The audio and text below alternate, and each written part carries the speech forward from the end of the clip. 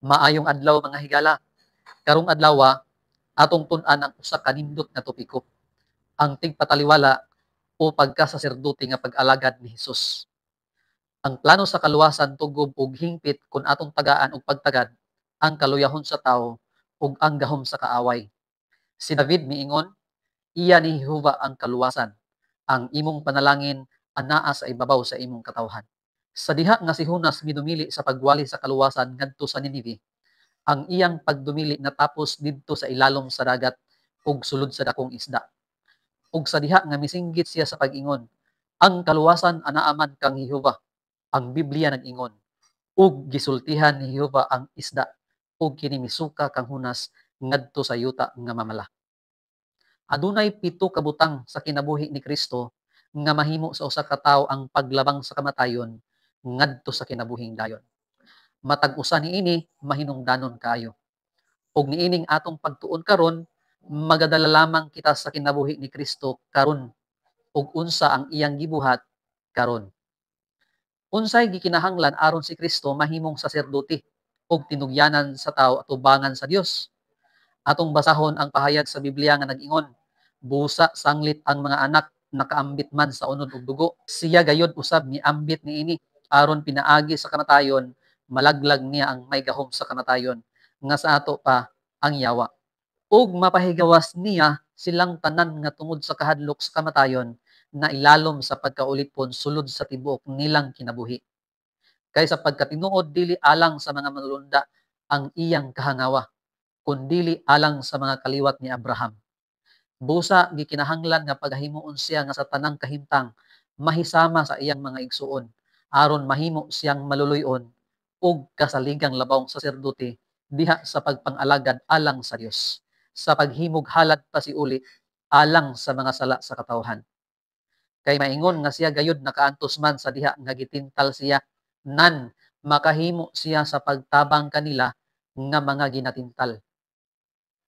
Masabtan nato ani nga teksto nga si Kristo mianhi aron sa paglumpag sa yawa ug paghimo sa pagtugyan gikan sa kaulipnan sa sala. Ug sa paghimo nini siya nakig-ambit sa tawhanong dugo ug unod.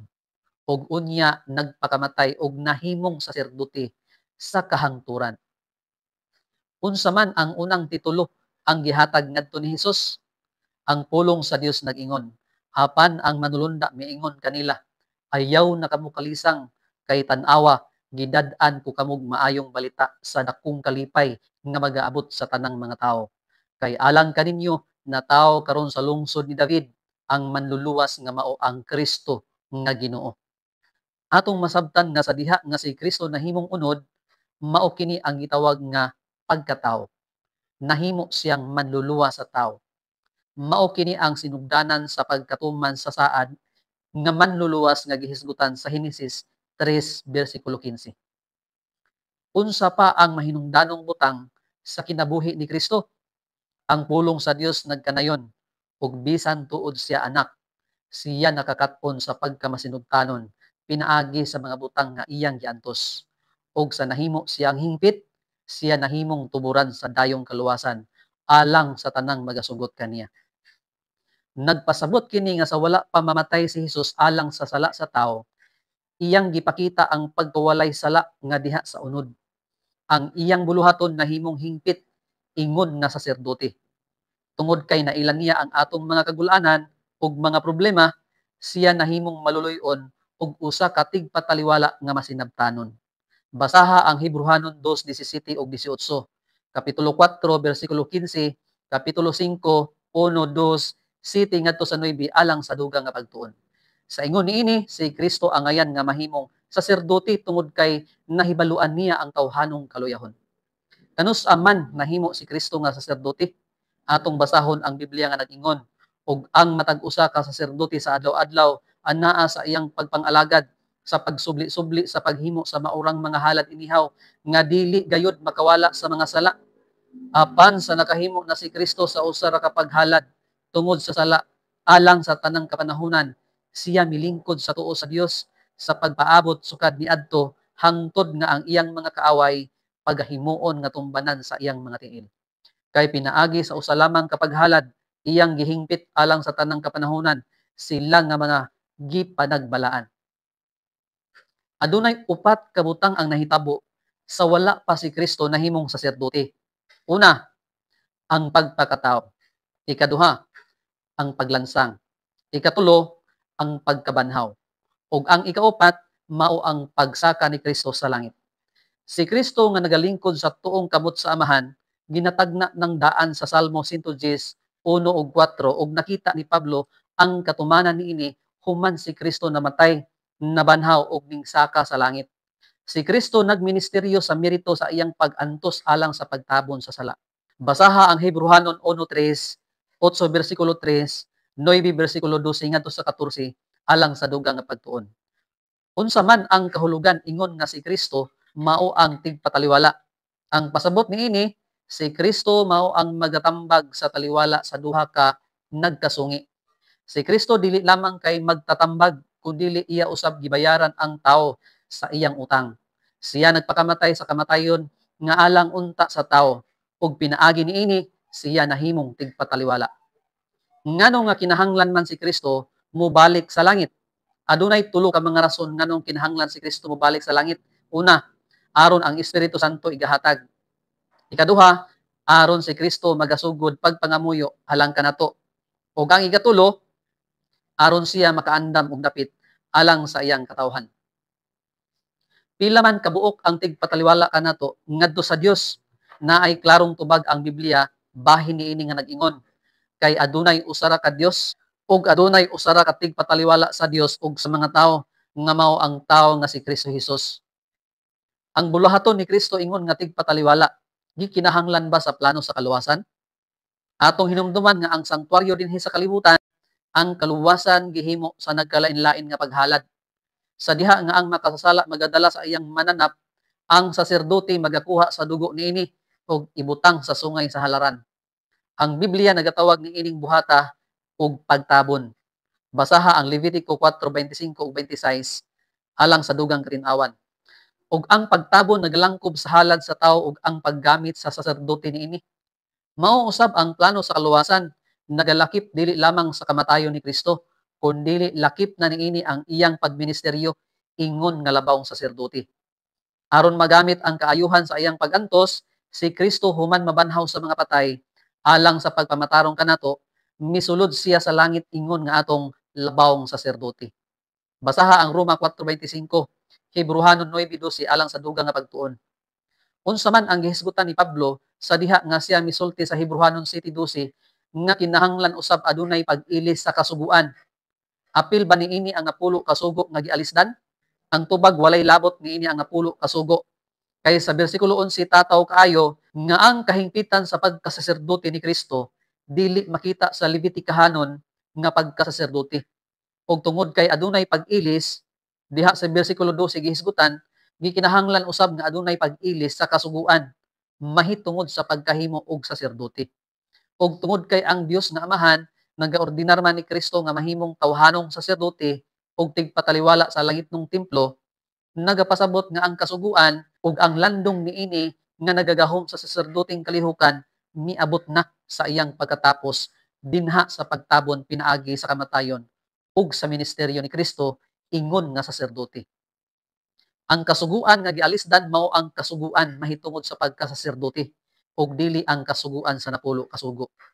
Basaha ang Hebrehanon 8 bersikulo 1 ug 2 alang sa dugang nga katin-awan. Ang kaliwatan ba diin si Kristo nagagikan? Nagaalagad ba sa pagkasaserdote? Ang pulong sa Dios nag-ingon, kay siya nga bahin kaniya kining mga butang nga gikahisgutan, sakop sa laing banay nga gikan niini, walay bisan usa nga nakaalagad sa halaran. Kay dayag man kaayo nga ang atong Ginoo natawo gikan kang Huda ug labot niadtong banaya si Moses wala maghisgot og mga saserdote. Ang kaliwatan diin si Kristo nagagikan, wala nag-alagad sa pagkasaserdote. Kay wala man di ay sa kaliwatan ni Kristo ang pagkasaserdote. Ang kinsang gahom si Kristo nahimong saserdote. Ang pahayag sa Biblia nag-ingon, og kini milabi pagayod ganit sa kadayag sa diha nga mibarug ang laing saserdote, nga may pagasama kang Melkisedek, nga nahimong saserdote, dili sumala sa kasuguan mahitungod sa lawasnon nga kagikanan, kun dili pinaagi sa gahom sa kinabuhi nga walay pagkalaglag. Og kini dili nga walay panumpa, sila nga kaniadto nahimong mga saserdote nahimong ingon sa walay panumpa apan kini siya gipamulungan og panumpa nga nag-ingon. Ang Ginoo nanumpa og dili siya magausab sa iyang hunahuna. Ikaw saserdote hangtod sa kahangturan. Ang pagkahimong saserdote ni Kristo nagagikan sa gahom sa Dios. Atong hinumduman nga ang yutan-on nga sanktuaryo sa Israel uban sa iyang mga saserdote ug mga paghalad naghulagway sa kamatayon ug ministeryo ingon nga saserdote ni Kristo. Adunay lain nga pagkasaserdote mao ang kang Melkisedek, ang hari sa Salem. Ug kini nagahulagway sa saserdoting pagministeryo ni Kristo. Si Melkisedek usa ka hari ug saserdote. Kining kamatuoran uban sa titulo hari sa kalinaw, hari sa pagkamatarong, naghimo niya nga hulad sa pagkasaserdote ni Kristo didto sa langit. Gitudlo kini sa amahan nga nag-ingon nga tungod sa walay katapusang kinabuhi sa iyang anak nga siya mahimong saserdote sa kahangturan. Basaha ang Hebrewanon 7:28 alang sa dugang nga katinawan. Unsa man ang gibuhat ni Kristo didto sa langit karon? Mao kini ang giingon sa Biblia. Kay si Kristo misulod dili ngadto sa usa ka balaang dapit nga hinimog mga kamot nga hulad lamang sa tinuod, kun dili ngadto sa langit gayod sa pagpangatubang karon alang kanato sa atubangan sa Dios. Masabtan nato ani nga teksto nga si Kristo misulod ngadto sa langit ug nagpataliwala kanato karon atubangan sa Dios. Sa unsa nga paaging ang atong labawong saserdote nagadala kanato? Mao kini ang pahayag sa Biblia. Kay ako magamaluluyon sa ilang kalapasan ug ang ilang kasalanan dili ko na pagahinumduman. Masabtan nato dinhi nga ang bag-ong pakigsaad maoy gisaad sa Dios nga igabutang niya ang balaod sa atong kasing-kasing ug hunahuna. Basaha ang Hebrewanon 8:7 ngadto sa 13, kapitulo 10, 16 ug 17 alang sa dugang nga pagtuon. Ug ang Dios wala magausab sa iyang pagpagad ngadto sa sala ug sa iyang balaod. Siya nagapasaylo sa sala tungod sa kamatayon sa iyang anak. Sa kang kinsa nga si Kristo nagarepresentar sa iyang pagministeryo sa pagpangamuyo, adunay duha ka tubag ani nga pangutana. Una, si Kristo nagpataliwala o nangamuyo alang sa mahinulsulong makasasala. Ang pulong sa Dios nag-ingon, busa sa tanang panahon siya arang makaluwas sa mga moduol sa Dios, pinaagi kaniya. Sanglit buhi man siya sa kanunay aron sa pagpangamuyo alang kanila. Ug ang ikaduha, si Kristo nangamuyo alang sa tumutuo nga mahulog ngadto sa sala. Si Juan nagsulat, minahal kong mga anak, nagasulat ako kaninyo niining mga butanga aron kamo dili man nagpakasala. Apan kun may makasala man gayod, kita adunay manlalaban nga mga tubang sa amahan. Si Hesukristo ang matarong. Mga higala, tungod sa makanunayon nga pagpatiliwala ni Kristo, manuol kita sa trono sa grasya aron makadawat kitag kaluoy ug makakaplag kitag grasya nga makatabang kanato sa panahon sa pagpanginahanglan. Tungod sa iyang walay sala nga kinabuhi, ang iyang kamatayon diha sa krus mahinungdanon kaayo. Karon si Kristo nangamuyo ingon nga labawong saserdote. Ang iyang kadaugan igo na sa matag usa ka mahinulsulon nga tumutuo. Ang katapusang bahin sa dakong plano sa kaluwasan mao ang pagbalik ni Hesus. Ang pulong sa Dios nag-ingon, mao man usab si Kristo tapos makahalad sa makausa aron sa pagkuha sa mga sala sa daghang mga tawo. Mutumha sa ikaduha, dili labot sa sala, kundili sa pagluwas hinuon kanila nga sa matinguhaon gayud nagapaabot kaniya. Ang dakong pito ka kamatuoran sa kinabuhi ni Kristo nga magahatag kanato og pasalig ni anang kinabuhing dayon mao kini. Una, ang iyang pagka-Dios. Ikaduha, ang iyang pagpakatao. Ikatulo, ang iyang walay sala nga kinabuhi. Ikaupat, ang iyang pagtabon pinaagi sa kamatayon. Ikalima, ang iyang pagkabanhaw. Ikaunom, ang iyang pagsaka o pagpataliwala. Ug ang ikapito, ang iyang ikaduhang pagbalik aron dawaton niya ang iyang mga katawhan. Daghang salamat sa inyong paguban. Kita-kita na pud ta sa sunod nga video.